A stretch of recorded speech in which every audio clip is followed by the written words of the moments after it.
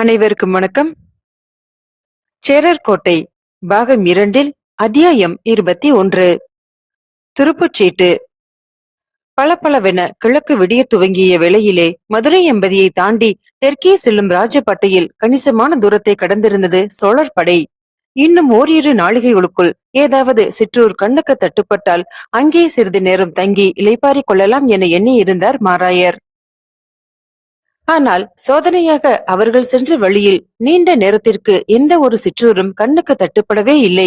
சோழர் படை வரப்போகிறது என்பது தெரிந்தவுடன் பாண்டி நாட்டு கிராமங்களும் சிற்றூர்களும் எங்கோ ஓடி ஒளிந்து கொண்டு விட்டனவா என்ன?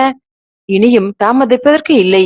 ஊர் வந்தாலும் சரி, வராவிட்டாலும் சரி, படைகளை நிறுத்தி இளைப்பாறிக் கொள்ள வேண்டியதுதான் என அவர் பொறுமை இழந்து முடிவு செய்துவிட்ட நேரத்தில் நல்ல வேளையாக ஊரக பகுதி ஒன்றும் அதனை ஒட்டிய சிறு வாய்க்காலும் தட்டுப்பட்டன. வாய்க்காலின் கரைப்பகுதியை ஒட்டி நின்று சிறிது நேரம் புறவிகளுடன் இளைப்பாறிக் கொள்ளுமாறு படையின் நாயகங்களுக்கு ஆணையிட்ட மாராயர் ஒரு கணம் சுற்றுமுற்றும் திரும்பி பார்த்து ஒருவரும் தம்மை கவனிக்கவில்லை என்பதை நிச்சயம் செய்து கொண்டார். தமது புறவியை மட்டுமே திருப்பிக் கொண்டவர் படைகள் அணிவகுத்து வந்த பாதையிலே சிறிது நேரம் பின்னோக்கி சென்று ரணவைத்தியர் குழுவின் பிரயாண வண்டிகளை அடைய முற்பட்டார். துரதிருஷ்டவசமாக கண்ணுக்கு எட்டிய தூரம் வரை வைத்தியர் குழுவை காண முடியவில்லை. மாராயர் ஆணை பிறப்பிக்கும் வரை காத்திருக்காமல் இடையிலேயே பாதை ஓரமாக வேறு ஒரு இடத்தை தேர்ந்தெடுத்துக் கொண்டு அங்கே அவர்கள் நிம்மதியாக இளைப்பாறிக் கொண்டிருந்தார்கள். வைத்தியர் அடிக்கடி தமது பரிவாரத்திற்கு நங்கூரம் பாய்ச்சுபவர் என்கிற உண்மை தெரிந்தவர் ஆதலால் மாராயர் அதிக வியப்பிற்கு உள்ளாகவில்லை. அவர்களை தேடிக்கொண்டு அதிக தூரம் பின் சென்றோமானால் படைகள் முன் செல்வது மேலும் தாமதப்பட்டுவிடும். அது நல்லதல்ல. ஆகவே நண்பகல் நேரத்தில் எங்காவது படைகளை தண்டொன்றிவிட்டு அவர்களை பிடித்துக் கொள்ளலாம் என விட்டுவிட வேண்டியதுதான். மாராயா, ஆனாலும் அந்த தானை தலைவர் விவகாரம் உன்னை ஏகத்திற்கும் இழுத்தடிக்கிறது. இருக்கட்டும் இருக்கட்டும், அந்த விவகாரம் ஆயிற்று, நீ ஆயிற்று, ஒரு கை பார்த்து விட வேண்டியதுதான். இவ்வாறு பெரிதும் சிந்தனை வைப்பட்டு நின்றவர் தமக்கு அருகில் பேரரசர் சப்தம் செய்யாமல் வந்து நிற்பதை சற்று தாமதமாகத்தான் உணர்ந்தார். என்ன ஆயிற்று? அதிகாலை வேளையிலேயே பலத்த சிந்தனை போல் இருக்கிறது. அதெல்லாம் ஒன்றுமில்லை பேரரசே. படைத்தலைவர்களை ஓய்வெடுத்துக் கொள்ளும்படி ஆணை பிறப்பித்துவிட்டு நீர் மட்டும் இப்படி விறுவிறுவென ஏக பரபரப்புடன் புறவியை பின்னால் செலுத்திக் கொண்டு செல்வதை கண்டேனே. ஏதேனும் விசேஷங்கள் உண்டா? தம்மை ஒருவரும் கவனிக்கவில்லை என நினைத்தது பெரும் பிசகு என நினைத்துக் கொண்டார் மாராயர்.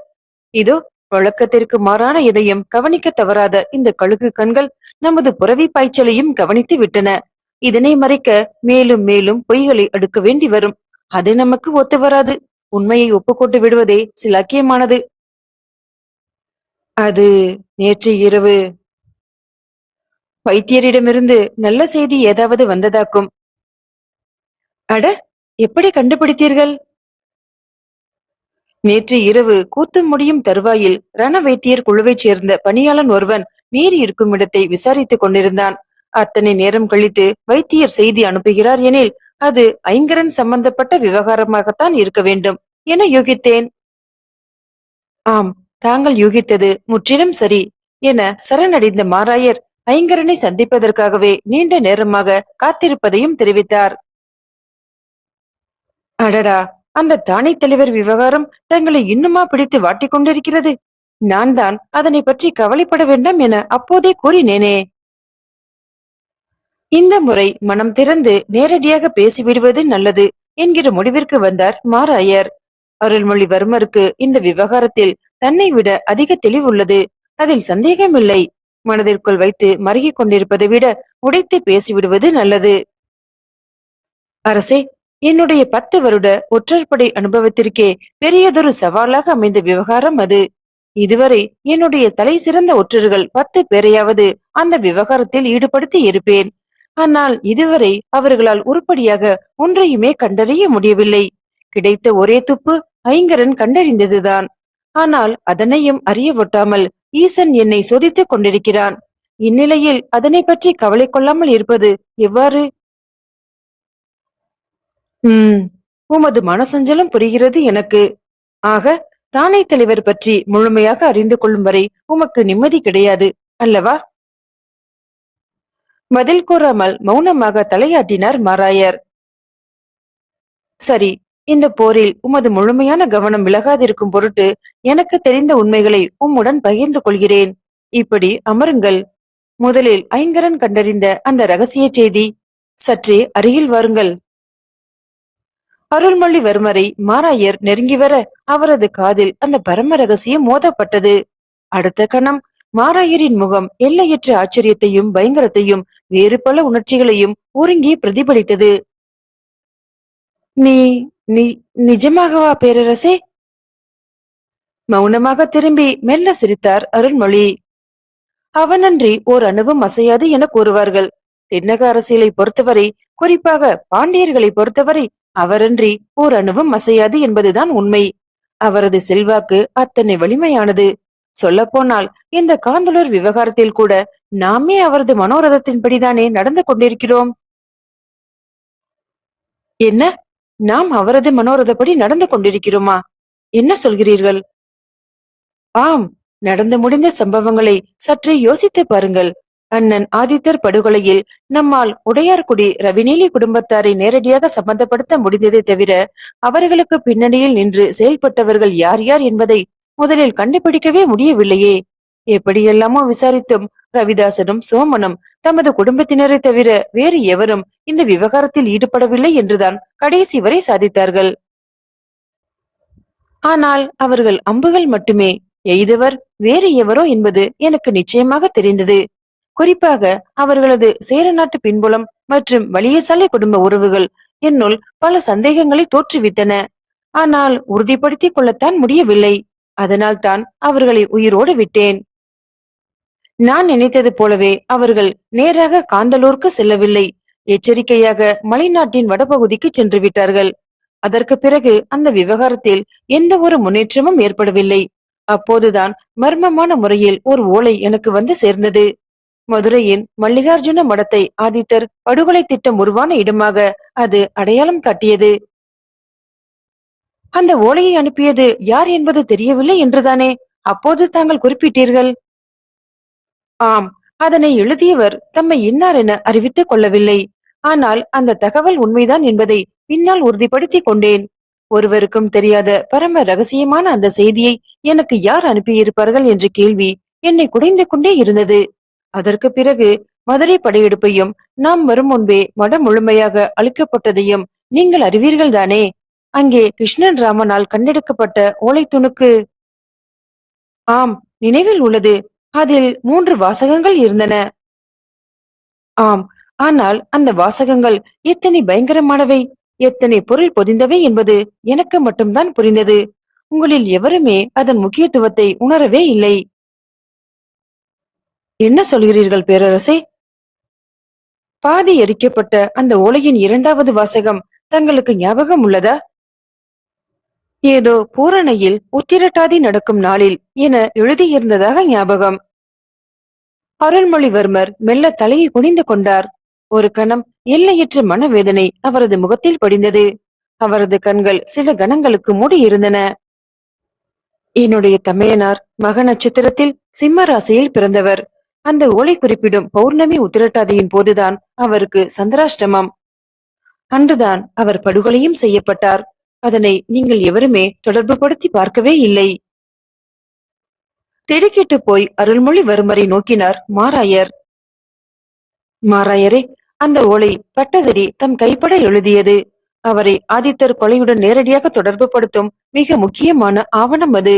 அந்த ஓலை துணுக்கு மட்டும் எனக்கு கிடைத்திராவிட்டால் இத்தனை உறுதியுடன் நாம் காந்தலூர் சாலையை நோக்கி படையெடுத்திருக்கவே முடியாது. அது எனக்கே சாத்தியப்பட்டிருக்காது. சேரமான் பெருமாளும் இந்த விவகாரத்தில் இத்தனை தூரம் ஒதுங்கி நின்றிருக்க முடியாது.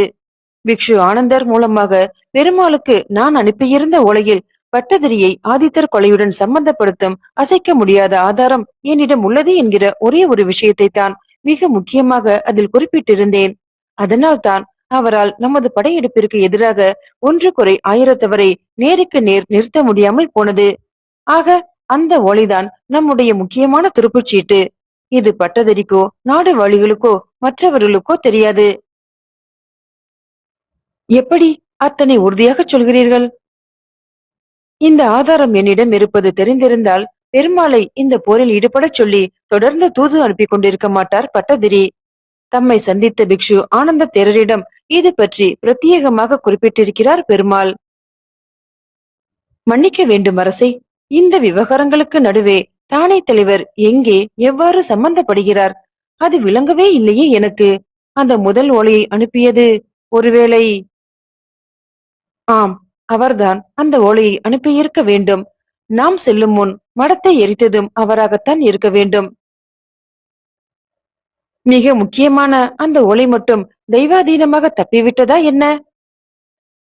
ம்ஹும், அதுவும் அவரது கைவண்ணம்தான். என்ன, கொலைக்கான முக்கியமான ஆதாரத்தை அவர் வேண்டுமென்றே அங்கே விட்டுவிட்டார்கள் என்கிறீர்களா? அப்படியெனில் எதற்காக?